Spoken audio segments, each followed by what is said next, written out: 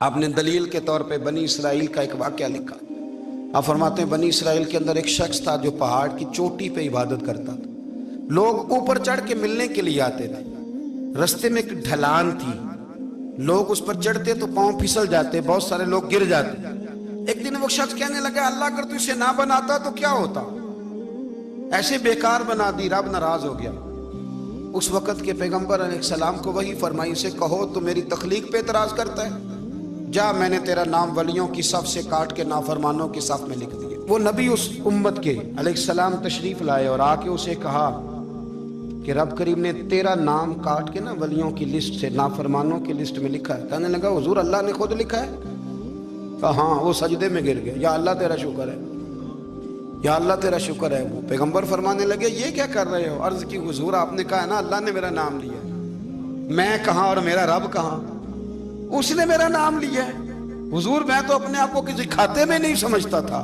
اچھا اگر مالک نے اب مجھے نافرمان فرما دیا ہے اور میری غلطی سے فرمایا ہے دوزخ میں تو میں جاؤں گا۔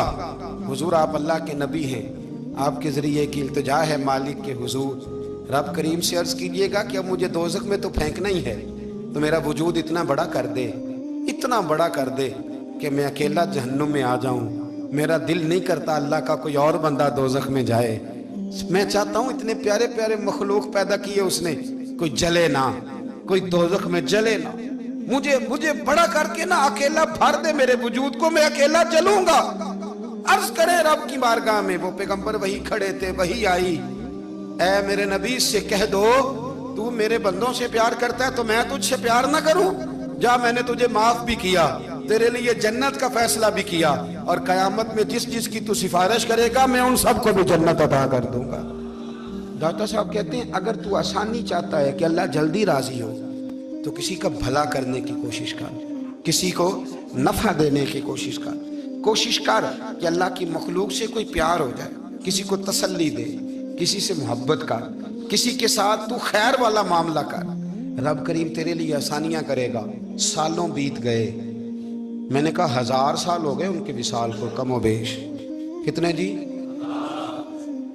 200-300 سال کے بعد لوگ بھول جاتے ہیں۔ بہت سارے ایسے درباروں پہ جانے کا موقع ملا کہ لوگ کہتے ہیں پتہ نہیں بزرگ کون تھے، لیکن یہاں مزار ہے ان کا۔ 1000 سال بیت گئے، 1000 سال۔ وہ جب یہاں برطانیہ حکومت کرتا تھا نا، انگریز کی حکومت تھی ہندوستان میں، تو لارڈز آف برطانیہ کہا کرتا تھا کہ یہ عجیب، میں نے داتا صاحب کی قبر دیکھی ہے تو قبر پر لوگوں کے دلوں پہ حکومت کرتی ہے تو یہ قبر پر اس کا سکہ چلتا ہے۔ جو لوگ نہیں بھی نہ مانتے مزارات کی حاضری، ان کو بھی کبھی نہ کبھی آنا پڑ جاتا ہے۔ یہاں کی حاضری اتنی ضروری ہے کہ ان کو بھی کبھی نہ کبھی حاضری دینی پڑ جاتی ہے۔ داتا صاحب رحمۃ اللہ تعالی علیہ نے خدمات کی، کوئی زمین نہیں داتا صاحب کی، کوئی شخص نہیں بتا سکتا کہ اتنے مربع تھے، کوئی نہیں بتا سکتا کہ داتا علی اجویری رحمۃ اللہ تعالی علیہ اتنے بڑے مکان میں رہتے تھے۔ ایک مسجد بنائی ساری زندگی۔ ایک دفعہ ایک صاحب مجھے کہنے لگے جی وہاں لوگ بڑا سجدے کرتے ہیں، شرک کرتے ہیں، فلاں کرتے ہیں، طالب علمی کا زمانہ تھا۔ میں انہیں اسے کہا چل یار چلتے ہیں، آجا حاضری دے، یہ پتہ تو کریں۔ اتفاق کی بات کہ ہم جمعے والے دن گئے، عصر کی نماز تھی، داتا صاحب کی مسجد میں نا پہلی صف سے لے کر تو باہر تک گیٹ تک رش ہوتا ہے جمعے والے دن، دیکھا کبھی آپ نے؟ پھر نماز کے بعد جب ہم وہاں بیٹھے نا تو چاروں طرف پھٹیاں لگی ہوئی ہیں، لوگ قرآن پاک پڑھتے ہیں۔ اگر کوئی ایک آدمی ہزاروں میں سے غلط کام کرے بھی تو وہ داتا صاحب نے تو نہیں نہ کہا اسے۔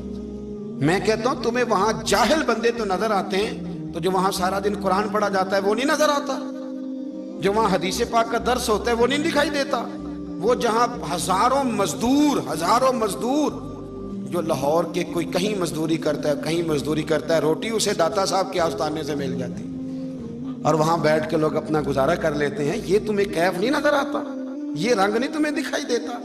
او بھائی وہاں ہر جمعے ہزاروں لوگ اللہ کے حضور جھکتے ہیں، کوئی ایک آدھ آدمی غلط کام کرتا تمہیں دکھائی دیتا ہے تو اس کو بنیاد بنا لیتے ہو۔ ہم جس دن گئے نا اس بندے کو تو ہم بیٹھے رہے مغرب تک، پر ایک بندہ بھی سجدہ کرنے والا نہیں ملا۔ میں نے کہا تو کہتا تھا لوگ قبر کو سجدہ کرتے ہیں، یہ تو سارے اللہ کو کر رہے ہیں، یہ تو سارے قرآن شریف پڑھ رہے ہیں، تو دعاؤں میں لگے ہوئے۔ داتا صاحب کے مزار کے ساتھ جو مسجد ہے آج بھی اس میں ہزاروں لوگ اعتکاف کرتے ہیں، جگہ نہیں ملتی اعتکاف بیٹھنے کی۔ بھائی کیا بات کرتے، وہ تو دنیا سے چلے بھی گئے تو پھر بھی لوگوں کو اپنے مزار پر نمازیں ہی پڑھوا رہے ہیں، قرآن ہی پڑھوا رہے ہیں، جمعے ہی ہو رہے ہیں، درس داتا صاحب کے مزار پر مدرسہ قائم ہے جامعہ اجمیریہ، درس نظامی کی کلاسیں لگتی ہیں، کتابیں چھپتی ہیں، دین کا کام ہوتا ہے، وہاں ایک پورا انسٹیٹیوٹ قائم ہے۔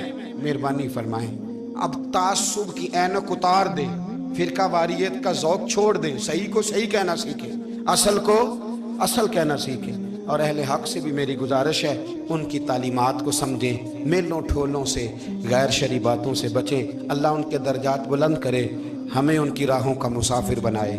آخر دعویٰ